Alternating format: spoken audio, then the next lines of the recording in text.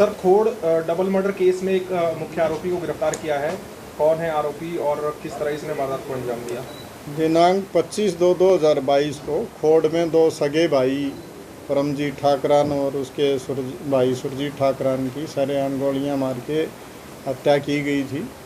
और उसमें जो अब तक हम 10 आरोपी पहले गिरफ्तार कर चुके हैं, लेकिन इसका जो एक मुख्य आरोपी था रोहित, जिस पे हरियाणा पुलिस की तरफ से 50,000 रुपये का इनाम घोषित था, वो अब तक गिरफ्तारी से बचते हुए भाग रहा था, जिसको हमारी क्राइम टीम फरुखनगर ने बेहतरीन काम करते हुए अपने सोर्स लगा के उसको कल गिरफ़्तार किया है। और आज हम उसको कोर्ट में प्रोड्यूस करके और आगे उसका पुलिस रिमांड सीख कर रहे हैं अदालत से, और इसमें आगे की कार्रवाई की जाएगी।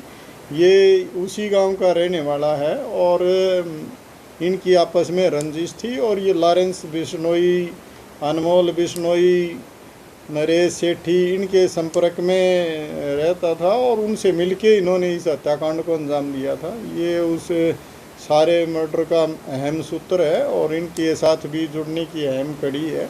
तो हम इसकी गहराई से पूछताछ करके इसमें सारे जो संपर्क थे इनके, उनको भी गिरफ़्तार करने की कोशिश करेंगे।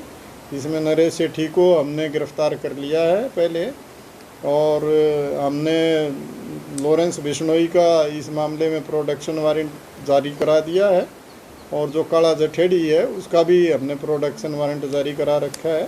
तो इसमें हम उन सब लोगों से भी पूछताछ करके और इससे आगे की पूछताछ करके इसमें जो भी लोग शामिल हैं जिस भी सदर के, सबके खिलाफ कार्रवाई की जा रही है। सर, बैकग्राउंड क्या निकल कर आया रोहित का?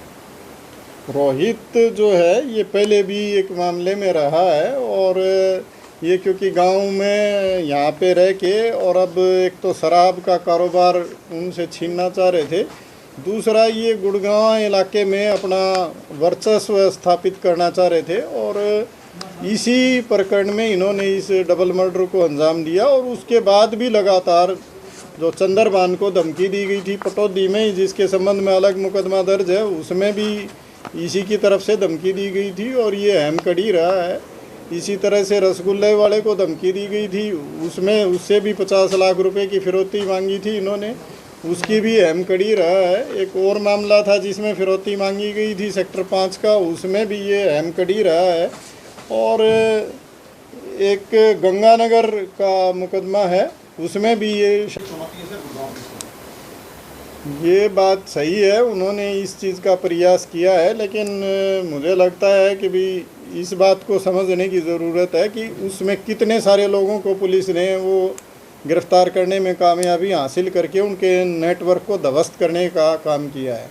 हमने बड़े लार्ज स्केल पे ऑपरेशन चलाया है, और जो लोग उनसे संबंधित थे हमने उनको गिरफ़्तार करके और इस सारे इनके जो नेटवर्क गुड़गांव में पैर पसारने की कोशिश कर रहे थे उसको ध्वस्त किया है। और आगे भी इस तरह की किसी भी एक्टिविटी में कोई भी आदमी शामिल रहेगा तो उसके खिलाफ सख्त कानूनी कार्रवाई की जाएगी।